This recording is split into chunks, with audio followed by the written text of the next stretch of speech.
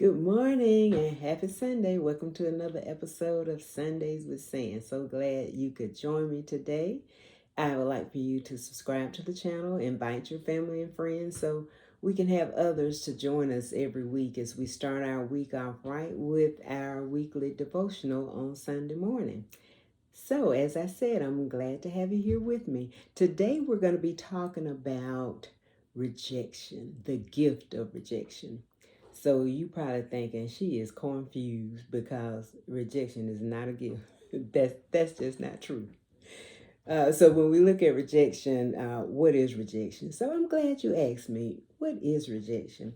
So, that's the act of pushing someone or something away, and it can be considered as non acceptance.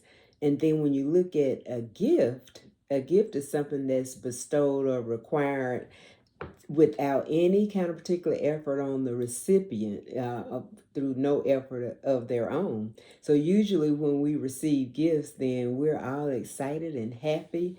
So that's probably why you're wondering why I'm saying rejection is a gift, because it seems like it's two opposite things, right? Okay, well, rejection is not accidental, and it happens on purpose and requires intentionality. So last week we talked about being confident in yourself. But no, you think about it, if somebody is experiencing rejection, then that could cause them to not really feel confident in themselves. And it could impact the way you see yourself if you're feeling like you thought you were accepted by a particular person or maybe group of people, and then you find out that you're being rejected. So that can kind of impact what you think about yourself and the confidence you have in yourself. When we look at 1 Samuel 16 and 5, Samuel went to anoint one of Jesse's 8 sons as king. And Jesse brought he brought 7 of the 8 sons before Samuel, and each one came in front of him. He was like, nope, that's not it. Nope, that's not it. Because he would know which one it was. God would let him know, okay, this is the one. So after all these 7 sons went before him, he thought, God didn't tell me that it was either one of these. He said, well, Jesse, is this all your sons? You got any more sons? So Jesse immediately said, oh yeah, I got that young one out there, my youngest son. He out there in the field with the sheep. And he said, well, I need you to bring him. So he didn't hesitate when he asked. So it wasn't like they didn't know where David was. They knew where he was, but they felt like he was insignificant. That was surely it can't be him. So they were rejecting David. But Samuel said, "Oh no, like bring him too. I need to see him." And of course, we know that he was the one that God wanted him to appoint. So he decided that David was necessary, God did, and that he valued him and had worth. So, and we know the whole story of David and Goliath. So I'm going to refer back to that a little bit on down in the lesson. So when we look at the gifts of rejection, number one, the gift of rejection positions you for the purpose that God has for you. Positions you for the purpose that God has for you.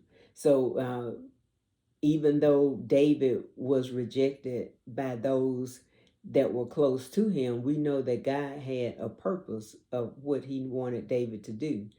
The gift of rejection reveals people's roles in your destiny. And sometimes you might feel unworthy if somebody walks away. Uh, but if that person walks out of your life, that means that that person was not meant for you in the first place. So, and we learned that some people are attached and some people are assigned. The attached people are just there for what they can get out of the relationship, what is in it for them. So when things are going fine, they right there in your corner. But when things start going south, it's like, peace out, deuces, I'm gone. Because they weren't really there for you anyway. But when you look at the assigned people, they're there for a different reason. But when these attached people walk out, it might make you start feeling unworthy or insecure. But when you look at the people who are assigned, they are appointed to contribute to you. They are there to assist you. They are there to help you. They are there to help you walk in that confidence that you have in your life. They are there to just do whatever they can do to help you be the best you that you can be. And like I said, they're there to help you feel confident, like what we talked about last week, being confident in who you are. So you've got the assigned people and you got the people who are attached.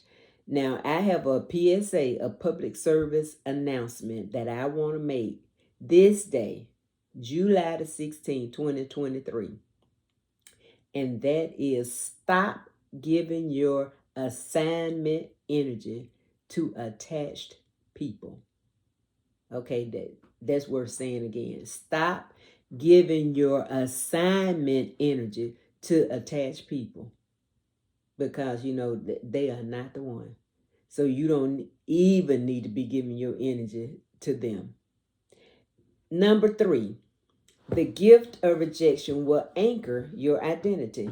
And when someone walks away, it might cause you to think something is wrong with you.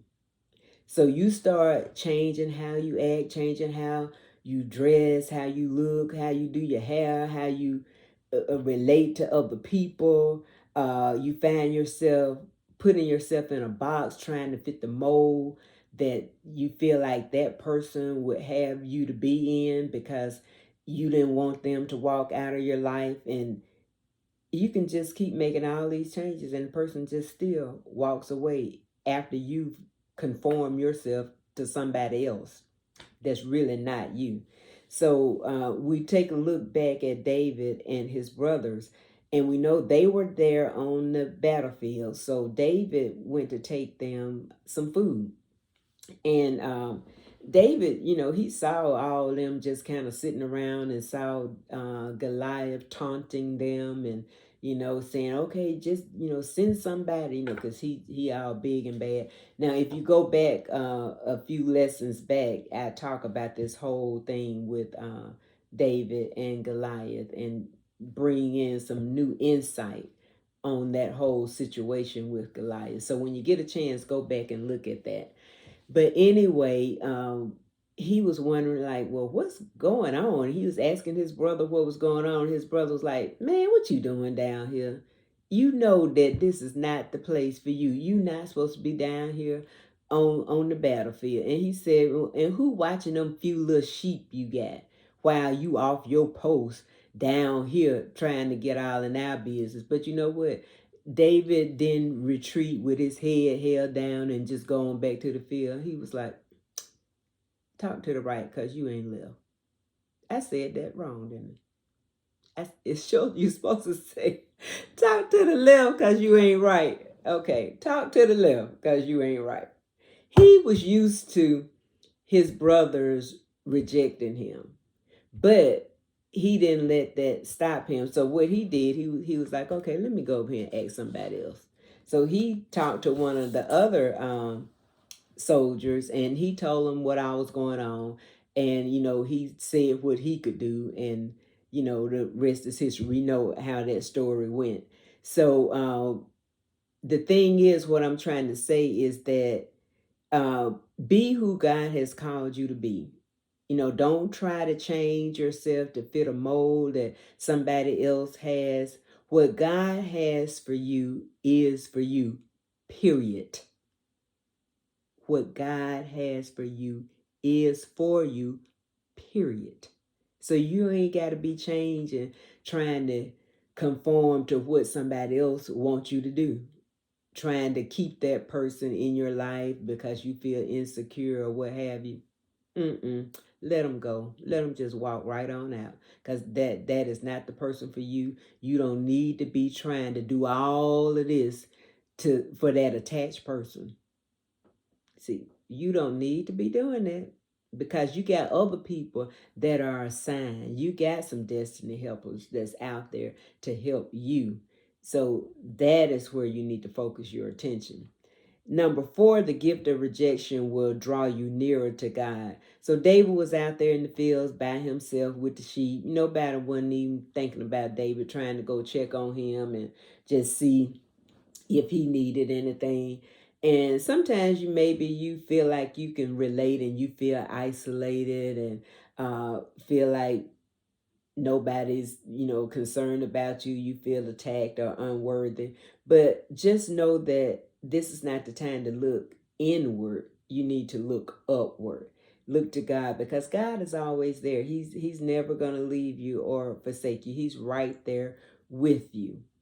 So if you feel alone, know that you're not alone. So, and it doesn't matter what you've done or what you haven't done that you should have done. God says that you are just as valuable and worthy as when He formed you in your mother's womb. It doesn't matter what has happened. God still sees your worth. Those attached people don't see your worth, but God does see your worth. So we need to trust in God and know that God can redirect rejection and turn it into a gift. All right, that's my lesson for today. So just remember, I'm kind of trying to tie it into what I talked about last week, being confident in who you are. So even if people do reject you, just look at the gifts that I just talked about, how you can turn that rejection into a gift, and it'll just make you a stronger person. And just trust in God. He's there for you. He got you. So, all right. So now that's it. Repeat after me. I am one and only one. I can't do all things, but I can do some things. That I can do, I ought to do. And by the grace of God, I will do it. Go out and have yourselves an amazingly awesome week. And I will see you back here next Sunday.